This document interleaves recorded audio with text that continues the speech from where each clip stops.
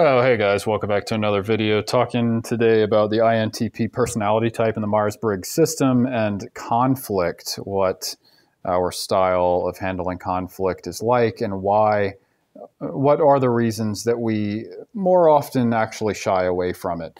Now, whether or not an INTP is inclined to shy away from conflict or to engage depends on lots of factors. And for the most part, those factors cannot be explained within the context of the Myers-Briggs system and the INTP personality type alone. Remember, personality is a very complex thing. It involves a lot more than what these 16 types describe. Really, the cognitive functions in Myers-Briggs, the judging functions tell you how you make decisions and make judgments about the information you take in, and the perceptual functions deal with perception, how it is you're taking in information and content from your environment. There's a lot more to the personality than just this, and if you want me to prove it, book an astrology session with me. But for now, we're just talking about INTP and generally speaking, why it is that INTPs shy away from conflict. The first myth I want to dispel of is that introverts in general are more shy, more timid, fearful, more insecure, have lower self-esteem. This is not true. Introversion and extroversion just has to do with how people manage their energy, and it also has to do with your dopamine center, your reward center in your brain. The more reward prone you are, oriented you are, dopaminergically oriented you are, the more ADHD you are, the more extroverted you are, generally speaking, okay? INTPs have a pretty low threshold for those kinds of things. Generally not one of the more addiction-prone personality types, generally speaking. Doesn't mean they can't have, unhealthy relationships with, substances and stuff, given certain environmental circumstances. But as a baseline innate proclivity, INTPs don't really, they don't really have addictive tendencies for the most part. We're lazy, but we're not addiction prone. There's a difference, okay? Sometimes we'd rather eat snacks and play video games than do work, okay? Doesn't mean we're addicted to those things. It just means that we look at the mountain of work we have to climb and we're like, well, I'm not gonna half-ass it. If I'm gonna do it, I'm gonna give 100%. Do I feel like giving 100% right now? No, okay, I'm gonna go do this instead, So, INTP's relationship with conflict is such that it's not that we shy away from it more often than not because we're afraid of it or incapable of handling it. INTPs are among the most intellectually capable of handling at least verbal conflict and reasoning through problems under pressure and actually trying to solve problems. But if we're in an argument with someone who seriously does not get it, and we have a tendency to think that we're right.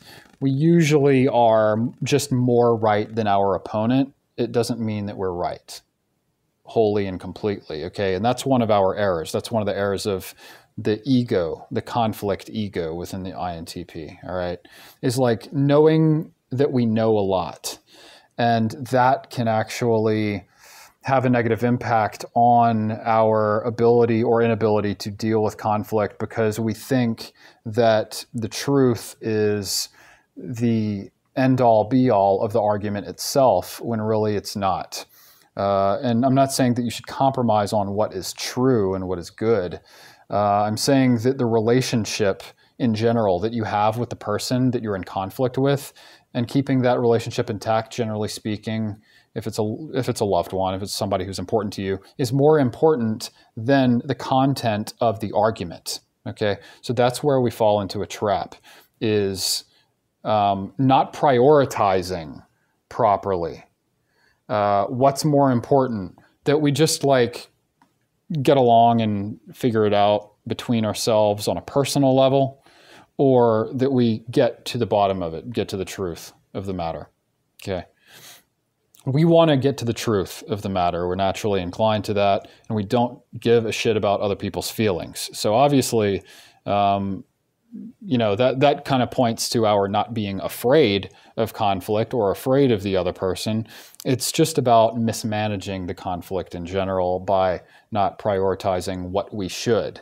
Sometimes the truth can take a back seat, or at the very least the passenger seat, to keeping the relationship itself intact. And that should be the thing driving any interaction between any two people at any given time, for the most part, if they mean something to each other, right? We also have a tendency to judge others for not knowing as much as we know on the topic that we're in conflict about. And we could be very passive, okay? We can see the mountain that we have to climb in order to explain to the person why they're wrong, or to lower ourselves down to their level, explain in 5-year-old terms what they're missing, and then lift them up to our level of understanding. And when we see that challenge, we pretty often can back down from it and just not want to deal with it. So we walk away from the conflict. Even if we're intellectually capable of handling it, we may not be, emotionally mature enough, and on a personal relationship level capable of, are patient enough to go through that process. Okay. And if we are inclined to take that challenge on, we may be incompetent in doing that as well. Not being able to adjust our communication style to that of the person we're arguing with, so that understanding takes place rather than further conflict, because we're coming off very condescending in explaining what they don't know to them. Okay, so that can be a very dirty business. And personal relationship skills and social skills really benefit in this area when it comes to solving conflict. Like an ENFP.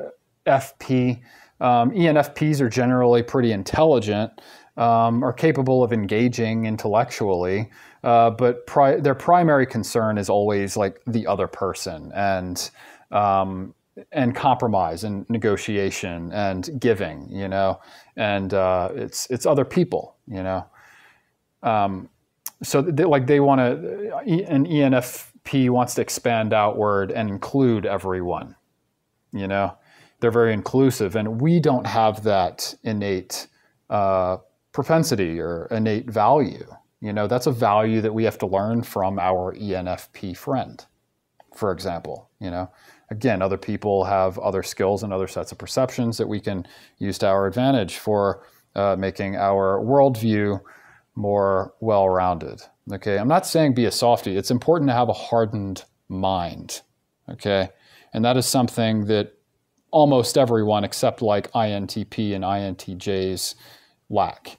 All right, but it's also important to have a softened heart when you're dealing with another human being. Okay, so that's one of the drawbacks of being an INTP personality type. All right, so that's it. In summary, we shy away from conflict because we generally don't want to climb the mountain that's required to, get someone up to our level, but also we can misvalue, place value on the wrong things in the context of the argument, and not value the relationship itself as much as we should, at the expense of explaining like what is true in such cold and dry terms as we're used to doing with maybe other people who can handle that style of communication.